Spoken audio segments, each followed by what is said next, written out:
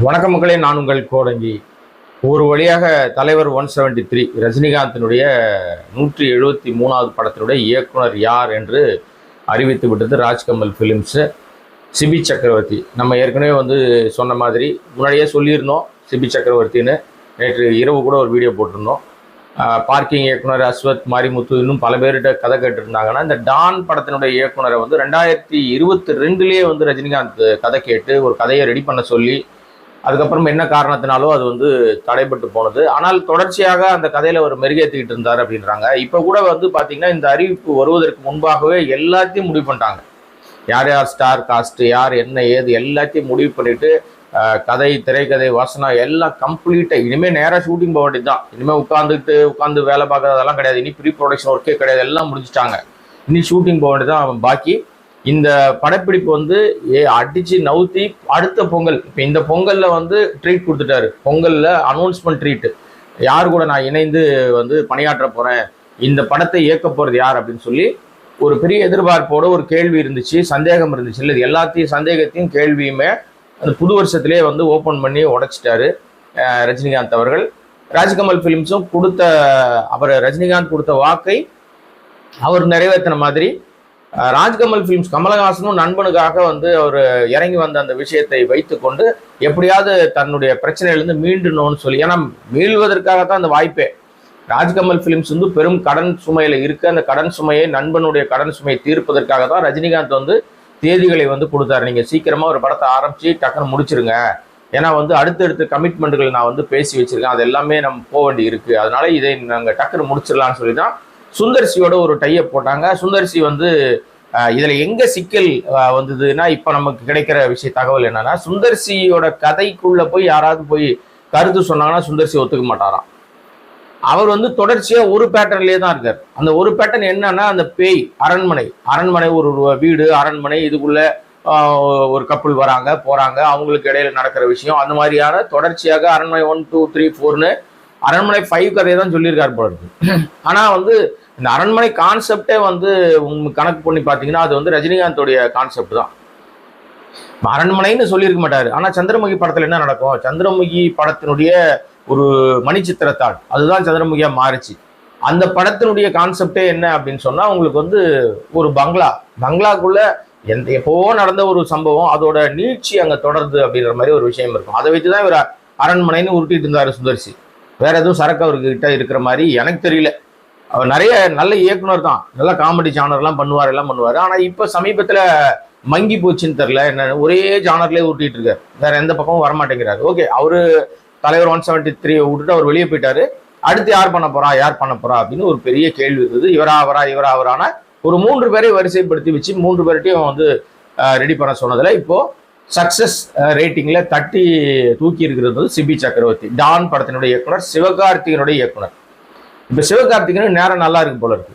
என்னங்க 173க்கு பேசிட்டு இருந்தீங்க, திடீர்னு சிவகார்த்திகன் பக்கம் தாவறீங்களேன்னு கேட்குறீங்களா? உண்மையிலேயே சிவகார்த்திகனுக்கு ஏதோ நேரம் நல்லா இருக்கு போல இருக்கு. ஏன்னா அவர் பெரும்பாலும் அவருடைய ஸ்டைலா இருக்கட்டும், அவருடைய விஷயங்களா இருக்கட்டும், எல்லாம் படிப்படியாக ஒரு விஷயத்த பார்த்துக்கிட்டே வந்தாலும் சூப்பர் ஸ்டார் ரஜினிகாந்த் மீது மிகப்பெரிய ஒரு மரியாதை வைத்திருக்கிறார்.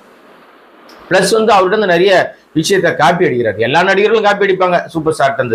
சிவகார்த்திகனும் விதி விலக்கான அவரும் நடிகர் தானே, அங்கிருந்து அவரும் காப்பி அடிக்கிறார். இப்ப என்னன்னா, சிவகார்த்திகனை இயக்கிய டான் இயக்குனர் சிபி இப்போ ரஜினிகாந்தை இயக்க போறார்.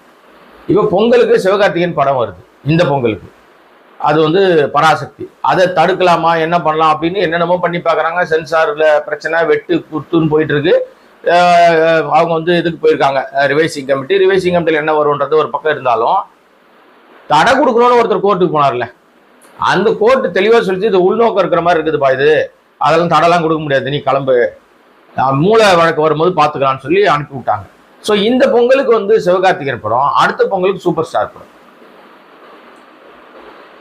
சூப்பர் ஸ்டாருடைய படம் அடுத்த பொங்கலுக்கு வரும்ன்றதை இந்த பொங்கலுக்கு அறிவிச்சிட்டாங்க. எவ்வளவு கான்ஃபிடென்ட்டா ஒரு விஷயத்தை யோசிக்கிறாங்க. இந்த திட்டமிடுதல் பிளான் கரெக்டாக, அந்த பிளான் படி நம்ம ஷூட்டிங் இவ்வளோ நாள், அதுக்கப்புறம் போஸ்ட் ப்ரொடக்ஷன், அதுக்கப்புறம் அது ப்ரொமோஷன்ஸு, அப்புறம் மக்கள்கிட்ட கொண்டு சேர்க்குற விஷயம். ஸோ இது இப்படியாக இப்போ அறிவிச்சிருக்காங்க. இன்னொரு கரெக்டாக ஒரு 11 மாதங்கள் பரபரப்பாக இந்த படம் போகும். இது முழுக்க ஏற்கனவே சொன்ன மாதிரி சிவி சக்கரவர்த்தி 2022 பண்ண கதை, ரஜினிகாந்துக்கு ரொம்ப பிடிச்ச கதை. அதுல நிறைய மாற்றங்கள் அவர் சொல்லியிருந்தாரு. இப்போ இந்த கதையில டிஸ்கஷன்ல விவாதத்துல சிபி சக்கரவர்த்தியோடு முழுமையாக இருந்து பணியாற்றியது ரஜினிகாந்த் அவர்கள். கேளம்பாக்கத்தில் இருக்க பண்ணை வீட்டில் தான் இந்த கதை டிஸ்கஷன் விவாதங்களே நடத்தி முடிக்கப்பட்டு பைண்டட் எடுக்கப்பட்டிருக்கு. அதன் பிற்பாடு தான் எல்லாம் முடிஞ்சு ஓகே யார் யார் யார் யார் என்னென்ன கேரக்டர் பண்ண போறாங்க, யார் கேமராமேன், யார் வந்து எடிட்டர், எல்லாத்தையும் முடிவு பண்ணிட்டு தான் இப்போ அந்த அறிவிப்பு இன்றைக்கு வெளியிடப்பட்டிருக்கிறது. வெளியான உடனே அது வந்து இணையத்தை தெரிக்க ஆரம்பிச்சிருச்சு. இப்போ ஜனநாயகன் ஃபீவரையும் காணும், பராசக்தி ஃபீவரையும் காணும், ரெண்டுமே வந்து கொஞ்சம் பின்னாடி இறங்கிருச்சு. இப்போ தட்டி தூக்கிட்டு எந்த பக்கம் திரும்பினாலும் தலைவர் 173 கதை தான் ஓடிட்டு இருக்கு.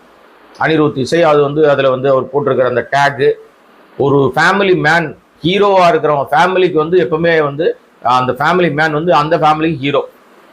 ஒரு ஹீரோவாக இருக்கிறவங்க எப்படி ஃபேமிலி மேனாக இருக்கிறான் அப்படின்ற மாதிரியான ஒரு டேக்லைனோட போட்டிருக்கிற விஷயங்கள் எல்லாமே இன்னைக்கு இணையத்தை தெரிக்க விட்டுட்டு இருக்கு. சிபியினுடைய இந்த சிபி ஏற்கனவே டான் பார்த்துட்டீங்க, சிபி சக்கரவர்த்தியோட படங்கள் டான் பார்த்துட்டீங்க. டான்ல இருந்ததை விட இந்த படத்துல வந்து ரஜினிகாந்த் இன்புட் கொடுக்குறாரு நிறைய. இப்படி பண்ணலாம், அப்படி பண்ணலாம், இதை பண்ணலாம், இது மக்களுக்கான விஷயமா இருக்கும், எல்லாரும் ஆல் கிளாஸ் ஆடியன்ஸ்க்கு ஏற்ற மாதிரி ஒரு விஷயத்த பண்ணலான்னு ரொம்ப அழகாக பண்ணியிருக்காங்க. அது இன்றைக்கு இணையம் முழுக்க பெரும் பரபரப்பை ஏற்படுத்தி இருக்கிறது.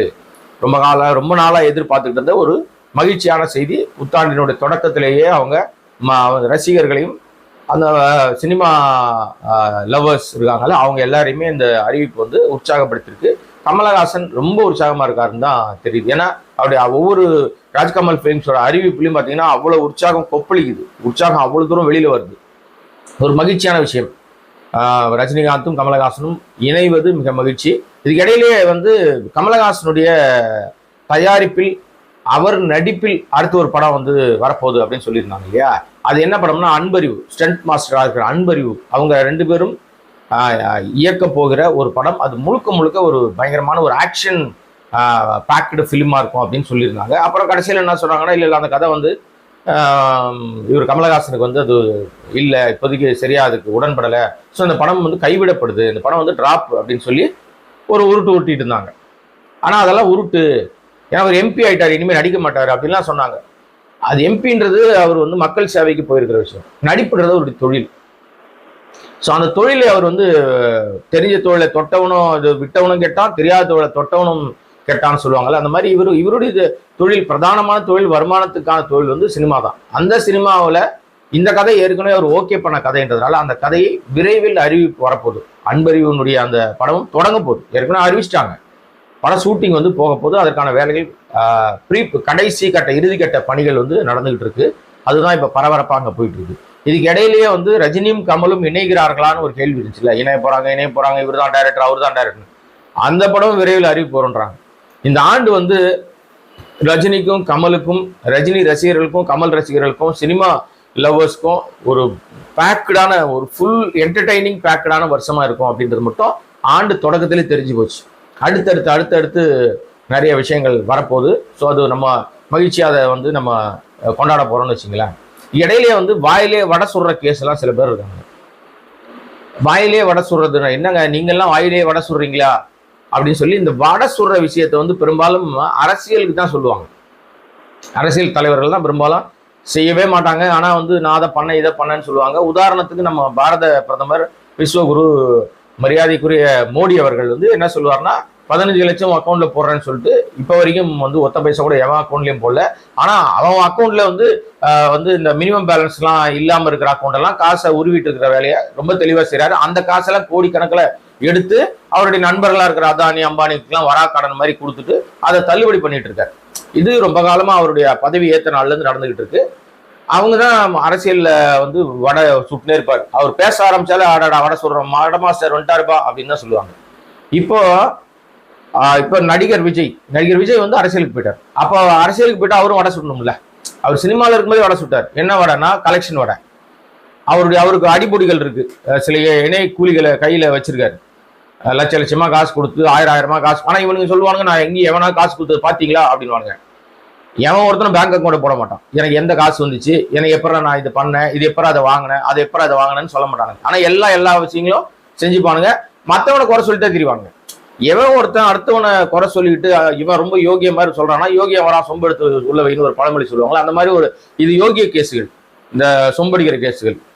இவன் அரசியலுக்கு போறதுக்கு முன்னாடியே வடை சுட்டார்ல, கலெக்ஷனோட லியோக்கு ஒரு வடை சுட்டாரு, அப்புறம் இன்னொரு சில பல படங்களுக்கெல்லாம் வடை சுட்டாரு. அதான் கலெக்ஷன் இவ்வளவு வந்துச்சு அவ்வளவு வந்துச்சு, முதல் நாள் கலெக்ஷன் அவ்வளவு வந்துச்சுன்னு வடை சுட்ட எல்லாமே வடை, அது இத்து போன வடை, ஊசி போன வடை, பிச்சு விட்டா நூல் நூலா வருதுன்னா சொல்லி அவங்களை எவ்வளவுதான் கழிவு ஊத்தினாலும் ஆனா அதை பத்தி அவங்க கவலைப்படுறதால திரும்ப திரும்ப அவங்க வந்து வடை சுடுறதுல மன்னர்கள் மாஸ்டர்களா இருக்காங்க. இப்ப அரசியலுக்கு வந்துட்ட பிறகு அரசியல்லையும் பயங்கரமா வடை சுட ஆரம்பிச்சிட்டாங்க. அதுல ஒருத்தர் இருக்காரு, ரொம்ப ரொம்ப பிரமாதமான ஆளு, வாயை திறந்தா பொய் தவிர வேற ஒண்ணுமே கிடையாது. உலக மகா பொய்யர் அப்படின்னு சொல்லி எதனா நீங்க வந்து பல்கலைக்கழகத்துல பட்டம் கட்டம் கொடுத்தாங்கன்னா இந்த மனுஷரை கூப்பிட்டு போய் கொடுக்கலாம். நீங்க ஆரம்பத்திலேருந்தே அவர் பொய் தான், எந்த காலத்திலும் உண்மை பேசுறதே கிடையாது. ஆனா சினிமாவே கண்டுபிடிச்ச ஜாம்பவான் மாதிரி, சினிமாவே கண்டுபிடிச்ச இவன் மாதிரி எல்லாம் பேசுவாங்கன்னு வச்சுங்களேன். யார சொல்றேன்னு உங்களுக்கு புரியும். எதுக்கு ஏன் வாயால நான் சொல்லுவானே, சரிங்களா? உங்க கவனத்தையே விட்டுறேன், நீங்களே வந்து குவிஸ் போட்டி மாதிரி கண்டுபிடிச்சிங்க. இப்ப சமீபத்துல என்ன சொல்லியிருக்காரு அப்படின்னா, இந்த ஜனநாயகன் ஆடியோ லான்ச் மலேசியா நடந்துச்சு இல்ல, அது வந்து கின்னஸ் ரெக்கார்ட்ல இடம் பிடிச்சிச்சுட்டார். ஏன் பாடே வடை சுடணும்னு முடிவு பண்ணிட்டேன், அதுதான் மக்கள் வாங்கி சாப்பிட்ற மாதிரி வடை சுடக்கூடாதா? ஏதாவது என்ன ஷோகேஸ்ல வைக்கிற மாதிரி வடை சுட்டா ஏன் வாங்குவா? அதை ஏங்க எங்கேயாவது வந்து அடிப்படையில ஆதாரத்தோடு சொல்லணும். இப்போ கின்னஸ் ரெக்கார்டு ஏற்கனவே சொன்னாராம், இந்த ஆடியோ லான்ச் வந்து கடைசி படம் என்பதால் இது வந்து கின்னஸ் ரெக்கார்ட்ல இடம் பிடிக்கும்னு ஏற்கனவே சொன்னாராம். அதே மாதிரி ஆடியோ லான்ச் கின்னஸ் ரெக்கார்ட்ல இடம் பிடிச்சிச்சுன்றான். ஆனா மங்குனி, அதான் அந்த மங்குனியோட சேர்ந்தாலே அறிவு மைகள், ஏற்கனவே இதுக்கு அறிவு இல்லைன்னு வச்சுங்க, இது மங்குனி, இது சொல்லுது கின்னஸ் ரெக்கார்டுன்னு. போய் தேடி பார்த்தா அப்படி எந்த ரெக்கார்டுமே இல்லைங்க. ஆக்சுவலா என்னன்னா, இந்த மலேசியாவுடைய ஆடியோ லான்ச்ச, ஜனநாயகன் ஆடியோ லான்ச்ச அவங்க மலேசியன் புக் ஆஃப் ரெக்கார்ட்ஸ் இருக்கிற அந்த அந்த புத்தகத்துக்கு, அந்த சாதனைக்கு பரிந்துரை பண்ணியிருக்காங்க. எங்களுக்கு வந்து இந்த சாதனை நாங்க பண்ணியிருக்கிறோம், எங்களுக்கு சாதனையை நீங்க செக் பண்ணி உங்க புத்தகத்துல இடம்பெற வைங்கன்னு சொல்லி அவங்க ரிக்வெஸ்ட் கொடுத்துருக்காங்க. இன்னும் சாதனை புத்தகத்தால இடம்பெறலை, இவங்களே சொல்லிக்கிட்டாங்க. இப்ப நீங்க கின்னஸ் ரெக்கார்டு வந்து இடம் பிடிக்கணும்னா அது எவ்வளவு நாம்ஸ் இருக்கு, எவ்வளவு தூரம் அதுக்கான மெனக்கெடுதல் இருக்கு, அதற்கு ஒரு தனி டீம் வரும். இவங்க ஆரம்பிச்சதுல இருந்து முடிகிற வரைக்கும் அவங்க நிறைய விஷயங்களை பார்ப்பாங்க. வெறும் நீங்க கொடுக்குற வீடியோவை பார்த்துட்டு ஓகே எல்லாம் பண்ண மாட்டாங்க. எவ்வளவோ நாம்ஸ் இருக்கு. இந்த நாம்ஸ்ல 1% கூட நீங்க உள்ள வரல, அதற்கான ஒப்பீடே உங்ககிட்ட கிடையாது. அப்புறம் எப்படிடா கின்னஸ் ரெக்கார்டுக்கு போகும்? என்னடா பொய் சொல்ற? இல்ல நீ பொய் சொல்றதுதான் ஊருக்கே தெரியுத, நீ என்ன பொய் சொல்லிட்டு இருக்க? கொண்டைய மறந்து பொய் சொல்லிட்டு இருக்கப்பா நீ. அந்த விஜய் சொல்ற மாதிரி எல்லாம் பேசுறீங்களே, கொண்டைய மறந்துட்டீங்களே, இது பொய் சொல்ற ஆளுன்னு ஊர் உலகத்துக்கே தெரியுமே அப்படின்ற மாதிரி இருந்துட்டு கின்னஸ் ரெக்கார்டுட்டார். நாமளும் தேடி பார்த்தோம், நீங்க பார்த்துருப்பீங்க. நான் சொல்றது வந்து பொய்யா இல்லையான்னு நீங்களே கண்டுபிடிச்சு சொல்லிடுவீங்கன்னு வச்சுங்களேன். இப்பெல்லாம் வந்து இணையத்துல பொய்லன்னு சொல்ல முடியாதுங்க. என்ன பேசினாலும் டக்குன்னு உடனே 4 பேர் கீழே கமெண்ட்ல போட்டுறான். நம்மளை வந்து திட்டாட்கள் நீங்களே பார்ப்பீங்க, நம்மளை திட்டாட்கள் எல்லாம் கீழே பார்த்தீங்கன்னா திட்டதெல்லாம் பாருங்கன்னா ஒண்ணு தற்குறியா இருப்பான், மங்குனியா இருப்பான். அவன் அடிப்படையில எப்பா நீ மங்குனியா இருக்க, தற்குறியா இருக்க, மாறு, கொஞ்சம் அறிவோட பாரு, நம்ம சொல்ற விஷயத்த உன்னிப்பா கவனி, நம்ம தனி மனித தாக்குதல் பண்ணல, அள்ளி உடல, இல்லாத உணெல்லாம் சொல்லல. King maker, deciding maker, record maker, ரஜினிகாந்த்னா ரெக்கார்ட் மேக்கர் அப்படின்னு சொல்றேன்னா அவர் ரெக்கார்ட் மேக் பண்ணியிருக்காரு. ஒவ்வொரு முறையும் அவர் படங்கள்ல ஏதோ ஒரு சாதனை பண்ணிக்கிட்டே இருக்காரு. ரீ ரிலீஸ்ல அவர் சாதனை மிஞ்ச ஆளே இல்ல. கில்லி தான் ரீ ரிலீஸ்ல மிஞ்சதுன்னாங்க, அதெல்லாம் அடிச்சு துவம்சம் பண்ணி படையப்பா எங்கேயோ போயிருச்சு. அப்போ கிங் மேக்கராகவும் அவர் வந்து ரெக்கார்ட் மேக்கராகவும் இருக்கிறது ரஜினிகாந்த் தான். இது பொய்ன்னு நீங்க சொன்னீங்கன்னா அது நம்ம என்ன பண்ண முடியும்? அதை உருட்டுறவங்களை சொல்றேன், நீங்க எல்லாம் சொல்ல மாட்டீங்க. இந்த உருட்டுற சில கேஸுங்க வரும் கமெண்ட்ல, உனக்கு என்னடா தெரியும், நீ யாரா தெரியுமா அப்படின்னு பேசுவாங்க இல்லையா? இவர்கள் எல்லாம் கண்ணாடி பார்த்து பேசுறாங்க, நான் பல முறை சொல்லிட்டோம். அதனால அவங்களுக்கு புரியுற மாதிரி தான் சொல்றோம். ஸோ இந்த உருட்டல் வந்து இப்போ பெருசா போயிட்டு இருக்கு. இப்போ அது வைரல் ஆயிடுச்சு. எதுனா இந்த வடை சுட்ட கேஸ், கின்னஸ் ரெக்கார்டு அப்படின்றது வைரல் ஆயிடும்னு கழுவி ஊத்துறாங்க. ஆனா மனுஷன் எதை பத்தி ஆசைலங்க, தொடச்சி போட்டு என்ன துப்புனாலும் துப்புங்கடா, தொடச்சிட்டு கிளம்பிடுறான்னு சொல்லி இப்ப கிளம்பி நான் முட்டு கொடுக்க போறேன். ஏற்கனவே மறைமுகமா முட்டு, நான் அவன்கிட்ட காசு வாங்க தெரியுமா, இவன்கிட்ட காசு வாங்க தெரியுமான்னு ஒரு கூட்டம் அது பேசும். இந்த ஜாலரா கூட்டமோ முட்டு கொடுக்குற கூட்டம். இப்ப நேரடியாவே நான் களத்துக்கு வந்துட்டேன். நான் வந்து என்னுடைய ஆதரவு விஜய்க்கு தான், விஜய் அரியணையில் ஏற்றாமல் விடமாட்டேன், நானும் முட்டு கொடுக்க போறேன் அப்படின்னு என்னுடைய நண்பர், ரொம்ப பாசத்துக்குரிய மனிதர், எப்படி பிலிக்ஸ் ஜெரால்டு போய் வந்து திடீர்னு தாவாக்கா துண்டு போட்டு அங்க போய் மாட்டிக்கிட்டாரோ, அவர் பாவங்க. பிலிக்ஸ் ஜெரால்டை பத்தி நான் தப்பா எதுவும் சொல்ல மாட்டேன், ஏன்னா எனக்கு நல்ல நண்பர், எனக்கு மரியாதைக்குரியவர், நான் நல்லா பழகியிருக்கேன், இப்பவும் பழகிட்டு தான் இருக்கேன், அதுல இருந்து மாற்றம் இல்லை. அவர் ஏன் அங்க போய் வந்து உள்ள மாட்டிக்கிட்டாருன்னா அவருக்கு நெருக்கடி, பாவம். பிலிக்ஸ் ஏன் அங்கே போய் மாட்டினாருன்றதுல காரணம் வந்து பிரதானமான காரணம் அவருக்கு உடம்பு கொஞ்சம் வீக்கு. உடம்பு வீக்கு இருக்கிற மனுஷன் இப்போ திரும்பி மறுபடியும் ஜெயிலில் கீழே பிடிச்சி போட்டாங்கன்னு வச்சுங்களேன், அவரால் சமாளிக்க முடியாது. அவங்க மிஸ்ஸஸ் பாவம் ரொம்ப கஷ்டப்படுறாங்க. அந்த நிறுவனத்தை நடத்துறதே பெரும்பாடு. காசு நிறைய வந்துச்சு, காசு அங்கங்க வாங்கிட்டாங்க, சவுக்கோடு சேர்ந்து ஏகப்பட்ட பணம் வரவு செலவு, அதுக்குள்ள நான் போல.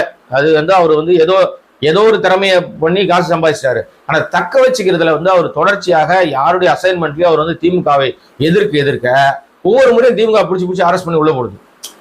முதல் முறை ரொம்ப கஷ்டப்பட்டார். ஏன்னா அது சிறை வாழ்க்கையை பார்த்தது இல்லை, சொகுசு வாழ்க்கையில இருந்துட்டாரா. அவர் பார்த்துருக்கீங்க, அவருடைய சோசியல் மீடியாலாம் பார்த்தீங்கன்னா தெரியும், சரக்கு பாட்டிலாம் போடுவார். பண்ணை வீட்டில் உட்காந்து சரக்கு அடிக்கிற மாதிரிலாம். அவர் அதை பற்றி கவலைப்பட மாட்டார். ஆமாங்க நான் அப்படிதாங்க, நான் ஹாப்பியான மனுஷன், ஜாலியான மனுஷன் அப்படின்னு. இப்போ நம்ம மற்றவங்க பேசுற மாதிரி பர்சனல்லாம் பேச மாட்டோம். அவருக்கு என்ன பண்றாரு அதெல்லாம் நமக்கு தேவையில்லை, ஏன்னா நண்பர். அதனால அவரு என்ன செய்கையோ செய்கைக்கு தக்க எதிர்வினை இருக்கும், வினைக்கு எதிர்வினை உண்டு இல்ல. அதனால அவர் செய்கைக்கு எதிர்வினை வருது. அதை எதிர்வினையிலிருந்து தப்பிச்சுக்கிறதுக்கு என்ன வழி இருக்குன்னு பார்த்தாரு. இப்ப அவர் போய் அதிமுக சேர்ந்தாலும் எப்படினாலும் பிடிச்சிருவாங்க. அதிமுகவே பிரச்சனைகள் இருக்கு. அப்ப இப்ப இருக்கிற ஒரு ஜென்சி கூட்டத்தோட தற்கொலை கூட்டம் எப்படி வந்து தரங்கட்டத்தனமா சுத்திட்டு தெரியுதோ, அந்த கும்பல்ல போய் நம்ம உட்காந்துட்டோம்னா ஒளிஞ்சிட்டோம்னா நம்மளை யாரும் அட்டாக் பண்ண மாட்டாங்க. உடனே போய் விஜய் கிட்ட சரண்டர் ஆகிட்டாரு. விஜய் கிட்ட போய் அவர் வந்து ஊடக பொறுப்பாளருக்குள்ள போயிட்டார். செய்தி தொடர்பாளருக்குள்ள ஏதோ ஒரு செய்தி தொடர்பாளராக மாறிட்டார்னு வச்சுங்களேன். இப்போ அதனால அவரும் துண்டு போட்டு பல இடங்கள்ல பேசுவார். சந்தர்ப்பம் வந்தா அவர் ஏதாவது இதே மாதிரி மறுபடியும் வந்து பொய்யா பேச ஆரம்பிச்சாருன்னா நம்ம புழக்கிறத நம்ம செய்வோம், அது தனியா செய்யலாம். இந்த இதுல வேண்டாம். ஆனா இப்ப அதே மாதிரியே இதுவும் போயிருக்கு. இந்த முட்டு கொடுத்துற கேஸும் போய் இப்ப நான் இனிமே நேரடியாக இது வரைக்கும் மறைமுகமா பண்ணிட்டு இருந்தார், காசு வாங்கிட்டு பேசிட்டு இருந்தேன், இனிமே நேர்லயே நான் பேசுவேன்றாரு. இப்ப நேர்லயே இனிமே இவர் பேச ஆரம்பிச்சாருன்னா இப்ப வரைக்கும் நம்ம பேர் சொல்லல. இனிமே இவர் நேர்ல இறங்கி நான் வந்து முட்டு கொடுத்து பேசுவேன்டான்னு ஆரம்பிச்சாருன்னா அப்ப நம்ம பேர் சொல்லியே பொழப்போம்.